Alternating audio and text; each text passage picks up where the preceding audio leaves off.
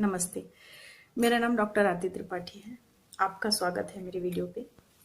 मैं काफ़ी अंतराल के पश्चात ही वीडियो बनाती हूँ और आज मैंने एक कविता लिखी है, मेरी खुद की है।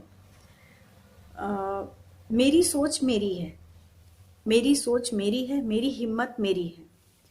मैं उड़ना चाहती हूँ, मैं घूमना चाहती हूँ, मैं फूलों के बीच जीना चाहती हूँ और हिम्मत भी रखती हूँ। बादलों के पार जीने की चाहत नहीं है मुझे, बादलों के पार जीने की चाहत नहीं है मुझे, पर उड़ना है लेकिन धरती पर ही। आसमानों पर घर नहीं चाहिए मुझे, आसमानों पर घर नहीं चाहिए मुझे, पर जमीन में कोई ना कोई मुकाम जरूर चाहिए। वक्त को नहीं बदलना मुझे, वक्त को नहीं बदलना मुझे, पर हाँ समय के साथ चलना चाहती हूँ। मैं जीना चाहती हूँ, मैं जीना चाहती हूँ।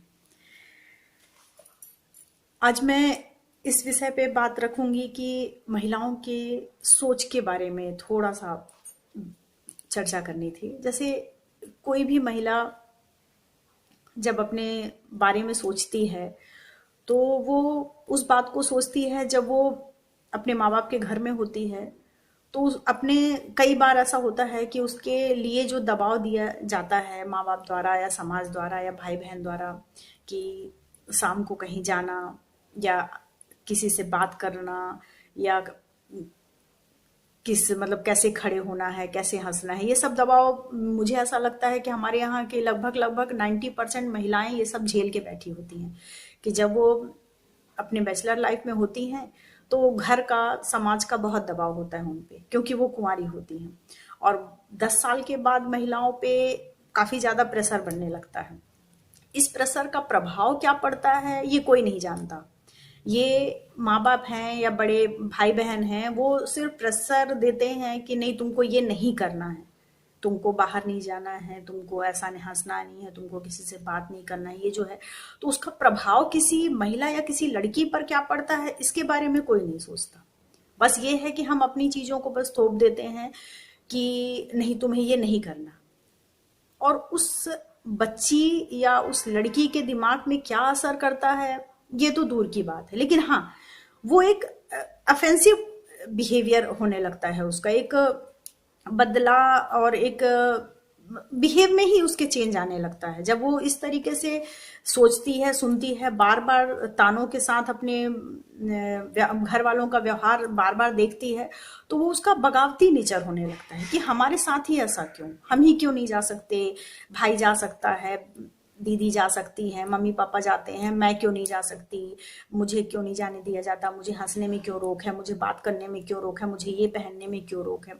ये काफी गहरा मुद्दा यहाँ पे होता है जब लड़कियां उस चीज को एक कुंठा के रूप में लेने लगती हैं कि मेरे साथ ही ऐसा क्यों हो रहा है कि मुझे ऐसा, और ऐसा नहीं है।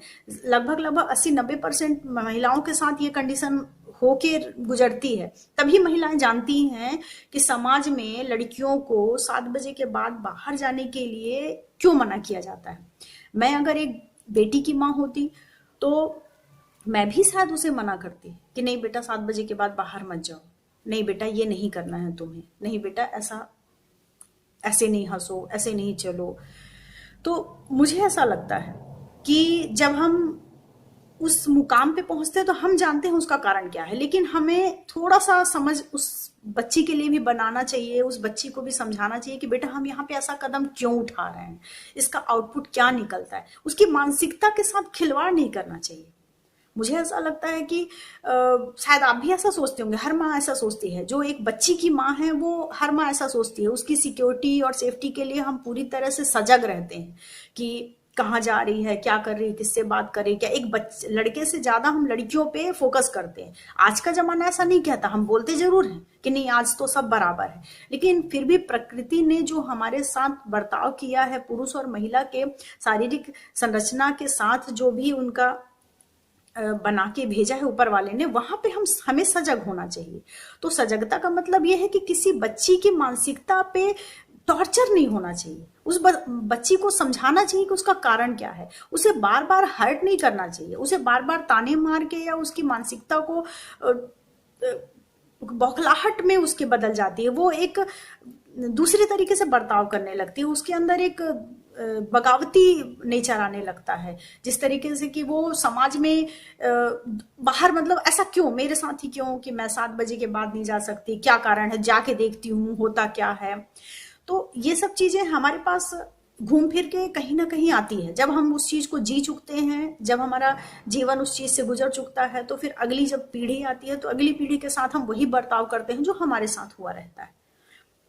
पर हमें यहाँ पे समझने की जरूरत है कि उस बच्ची के साथ क्या होता है, उस महिला के साथ क्या होता है, जहां पर हम ये नेचर उसके ऊपर थोपते हैं, चाहे कपड़ों के व्यवहार को लेके हो। हालांकि ज्यादातर आज के पेरेंट्स ऐसा नहीं करते हैं, हर तरीके के कपड़े पहनाना, हर तरीके को, लेकिन उसको समझना चाहिए ताकि वो खुद अपनी बुद्धि का इस्तेमाल करके कुछ चीजें करे। उसके ऊपर दबाव डाल के मुझे नहीं लगता कि ये सही है कि दबाव डाल के आप उससे हर चीजें करवा रहे हो और उसकी मानसिकता को बिल्कुल वो किस पोजीशन पे लाके आप छोड़ देते हो। आज के लिए बस इतना ही।